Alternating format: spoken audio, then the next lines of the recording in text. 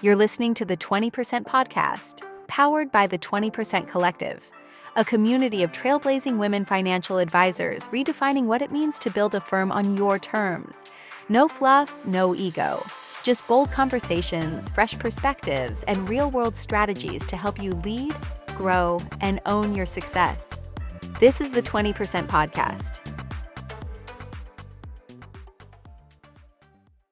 Hi, I'm Cathy Curtis, founder of Curtis Financial Planning and co-founder of the 20% Collective. Today, I'm excited to share my conversation with Susan Jones, co-founder of Sorelle Wealth Partners. Susan brings more than 25 years of experience in wealth management, estate planning, and tax planning, and she's known for helping clients navigate complex financial decisions with clarity and calm. But what makes this conversation especially interesting is that Susan recently reinvented her own career, launching a new firm with two partners at age 51. In this episode of the 20% Podcast, Susan shares what led her to leave a large firm and take the leap to start something new mid-career. We talk about the decision to affiliate with a larger RIA rather than build everything from scratch, how she and her partners created a brand focused on serving women, and the intentional client experience they're designing from day one.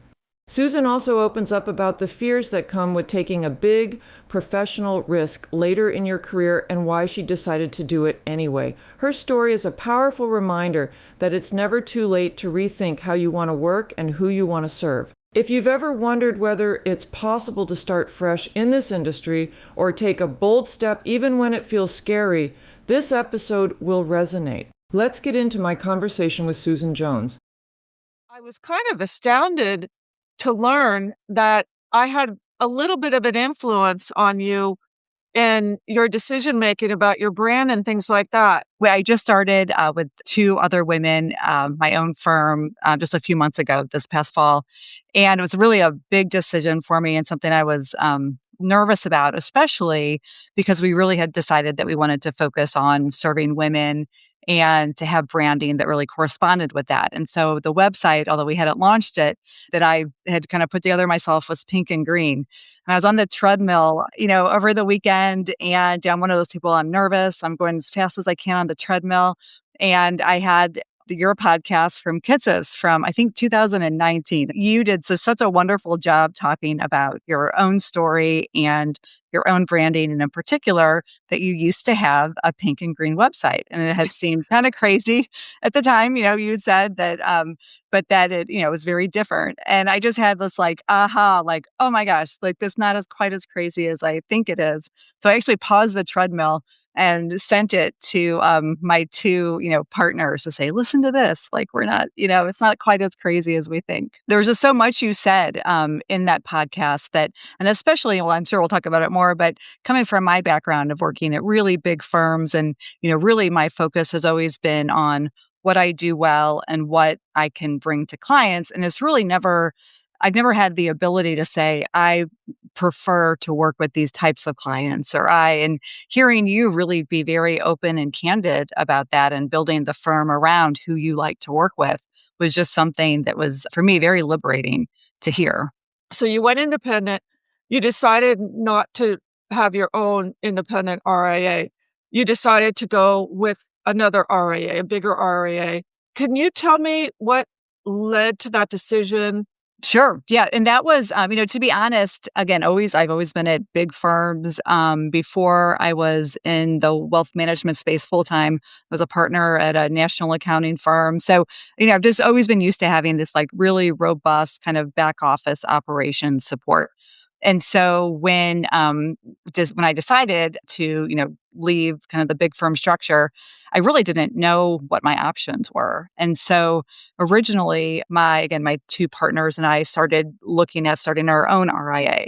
And as we went down that route, to be honest, what made me the most concerned was kind of the technology piece. And with AI and with, a lot of just kind of things progressing so fast in that aspect, I thought, how are we going to keep up, without a larger kind of organization behind us? And so at that point, we actually started talking to a woman, Shelby Nickel. I think I can say her name.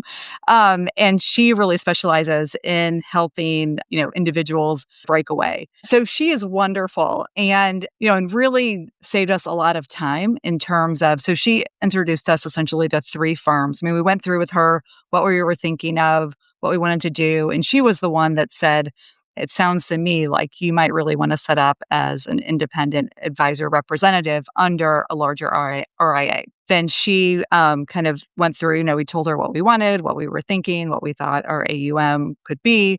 And then she helped us vet out kind of the different options. So Savvy Wealth doesn't require you to have a big book of business to go on there, become an IAR with them.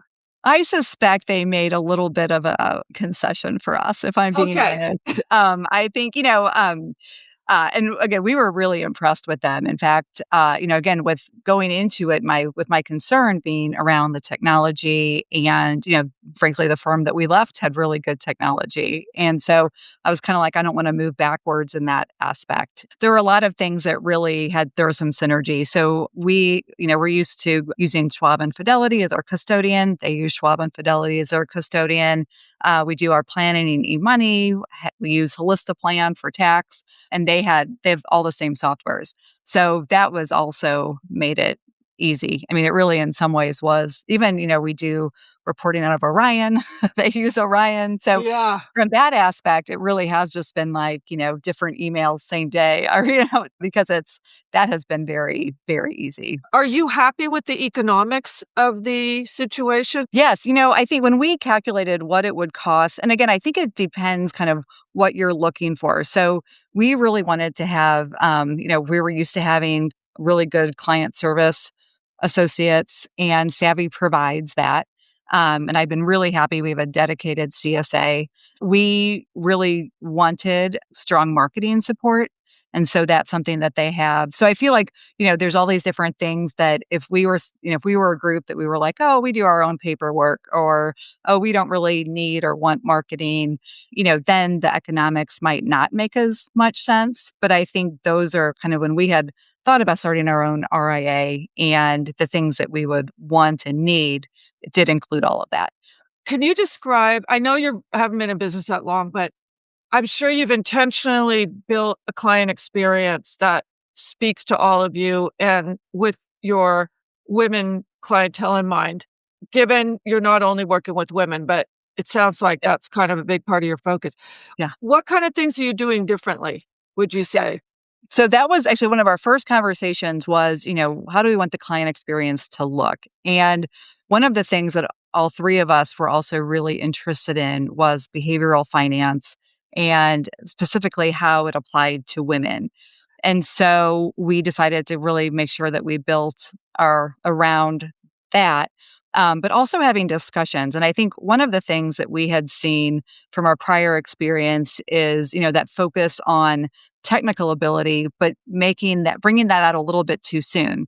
Whereas I think particularly with a lot of women, we want to get comfortable first and we want to find out about the other person. And, everything isn't just about, the bottom line, that it really is about getting to know someone and learn what they want. So we decided that really we were going to focus particularly in kind of the discovery meeting and, focus more on kind of goals and wants and all of that, as opposed to getting straight into the financial plan. We have access through Orion to the B520, which is kind of a quiz you can send out. It helps you. And so then you learn about kind of what your money profile is. And so I'm a direct communicator, which I already knew. But there's savers, there's spenders, there's like all these different things. And so that really gives us good insight to, how someone is going to approach their financial planning. And so, for example, one of my new clients is a saver, which is great, except, what that tells me is that as we're talking, I need to understand that she's going to approach it from a place possibly of fear, that she's going to outlive her money, even though, when we ran the plan, that's not at all what's going to happen. She's doing great, but that's a much different conversation than someone who's a spender. And so knowing as you go into those conversations, kind of what maybe that default starting point is really helpful. Anything else that you're doing that you think is different from your other firm? Yeah, I think we're trying to set up kind of even like the cadence of meetings to have more frequent meetings, but have them not be quite as long. And also to have very kind of more structured. And I don't know, again, what other firms widely are doing. So I don't know if this is different or not. But as opposed to having, meeting 2 times a year and having an hour and a half or a 2 hour meeting, to rather meet like 4 times a year, but keep it maybe to more an hour, but also have be a little bit strategic about what we're going to cover during each one, so that it's not just we look at your review and we update your e-money and do that, but really think through okay, from a strategy perspective, what are the things we should be talking about at different times of the year? And again, I think there's probably other firms that do that, but just trying to, again, be a little bit more intentional about it. I want to talk a little bit about branding and messaging and standing out. As you were shaping your brand, and I assume you used a team, but you could tell me what tools or resources helped you, what people helped you to bring that vision that you have in your beautiful website to life. So really, our branding really was a lot of kind of thinking. I had someone on Etsy do our logo, but it was really a lot of kind of the three of us getting together and kind of going back and forth on, what do we want it to look like, what really is kind of our mission, and how we're going to work with clients. And, we spent so much time talking and kind of taking notes and doing kind of really thinking through what we wanted every day to look like, that when I started working on the website, I had all this great material that, so it worked out really well that we had decided on our story before we did kind of any of the, deliverables that you've seen. Who are you attracting? Are you attracting your target client? Yes and no. We've had several new clients that definitely are kind of within our target market.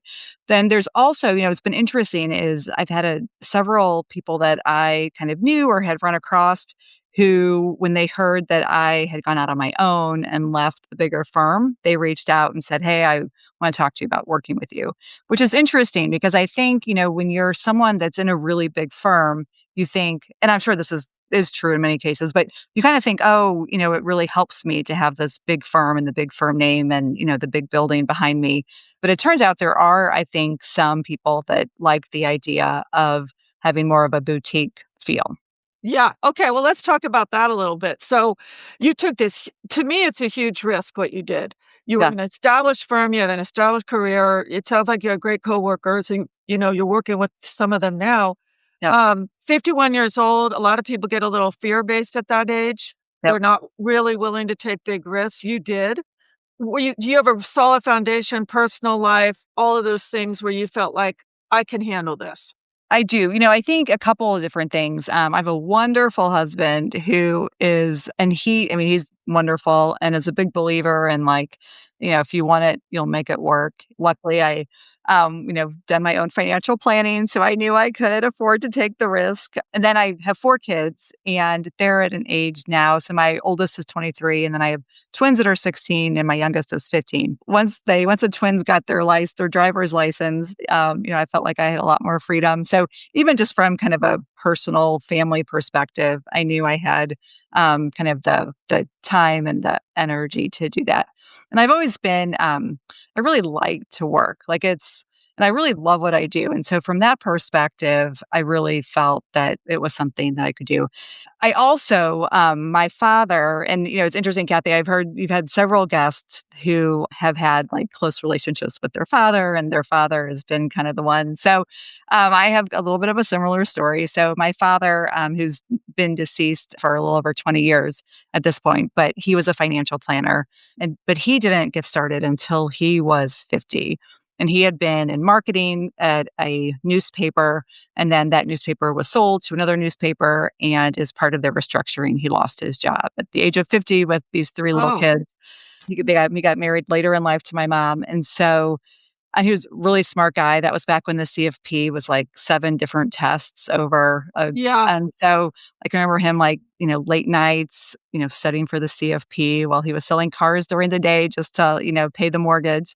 And so then started his own practice and under kind of the LPL umbrella, and had built a nice little practice. And so that also honestly gave me a little bit of encouragement. Let's get down to some good advice for the women advisors that are listening that are working for a big firm or they're thinking about getting in the industry, what would you tell them?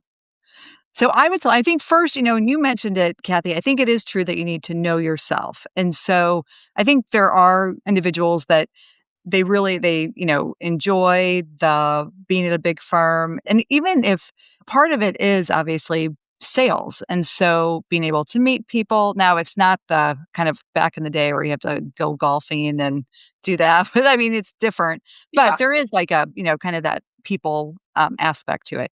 But if you're someone that you're like, oh, that sounds good. I want to grow and I want to continue to progress and bring in my own clients and do all that kind of thing, then I would say really have to be honest with yourself about what it looks like in a big firm versus being on your own. And especially, and I hope this is okay to say, but you can get to a certain point where, like me. So I'm basically starting from scratch because I had an agreement that basically said that's kind of what I have to do for a few years. And that's okay. And I respect that and I'm going to honor it. But I will say that, that can be really hard. And again, I think Savvy made an exception for us, which was very nice. But it does get harder at a certain point to be able to move around if you don't have the ability to bring clients with you. And so I would just tell anyone that, as you're thinking through what you want to be doing at the age of 50 or 55 or 60, start thinking about that when you're 35 or 40 or even before. I want to ask you, so you're now running your own and succession is always a big question, or what's going to happen when you can't or don't want to work anymore. How are you handling that? Well, so one of the great things, so my partner, Sarah, who is wonderful, and she just turned 40. So we do have that kind of age difference. That's great. And then, truthfully, I would love to grow big enough that we can bring on other people. And so in my perfect world, we would bring on a senior financial planner kind of person in a few years who is a little bit younger than us, but has the desire to kind of grow and build, who might be interested, and then, maybe others. One of the other things that we also liked about Savvy is they do have a buyout program. So if we would all get hit by a bus tomorrow, they would basically purchase the clients from our states or our trust. And then as far as metrics for your firm and how you're measuring success, what do you have in place to do that? One of the things, especially in the first year, I've heard Kitsis and others talk about, measuring success in terms of what you're putting out there as opposed to what you're bringing in. So right now we have metrics, each of us, in terms of what we're doing in terms of networking, marketing, outreach, prospect meetings, with the idea that if we can put everything, put as much out in, the rest of 2025 and 2026, that as we move into 2027, we can have some more metrics around actually how that's, what the inflows that we're seeing. You're a perfect example of someone who is taking kind of a big risk and really sounds like making the best of it and will most likely have great success. And so are there any final words you want to give to the women listening about risk, fear, taking a leap? Just do it. And, I don't think anyone can say it better than Danica did, I think a few weeks ago, which is said, be afraid and do it anyway. Yes. And, I tell myself that like twice a day these days. When I heard that, I was like, yep, that's how I've been living my life the past couple months, and so that is just so true. Like, just do it. And I would say everything in my life that's worked out really well has been when I've been afraid to do it and I did it anyway. And then the next time it gets a little easier. And so if you're thinking, even if it's not the right time or it just seems insurmountable, at least start planting the seed and leave the thought open that it's an option. Thanks for listening. Be sure to subscribe so you never miss an episode. And if you're enjoying the show, leave us a 5-star review. It helps more women advisors discover the strategies and stories we share each week. This podcast is for informational and entertainment purposes only. It should not be relied upon as a basis for investment decisions. This podcast does not engage in rendering legal, financial, or other professional services.